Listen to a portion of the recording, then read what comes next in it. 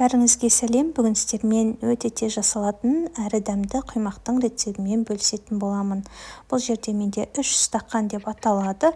Ең алдымен 3 жұмыртқаны табамызға жарып, жақсылап қант ерігенше араластырып аламыз. Үстіне електен өткізілген жарты стақан ұнды салып, жақсылап араластырамыз. Үстіне жылы сүтті құямыз. Ішінде іртігі болмау үшін осындай венчикпен араластырыңыздар. Үстіне қалған ұнды салып, жақсылап араластырып, қайнаған суымызды құйып араластырамыз. Ең соңында сұйық май құямыз. Дайын болды. Бізде сұйықтық, осыны бір 5 минутқа қойып қоямыз.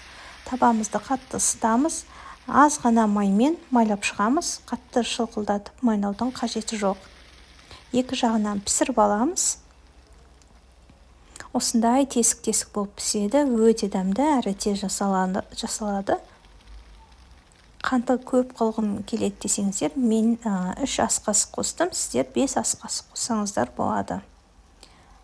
Осындай дәмді құймақтар дайын болды. Өте дәмді.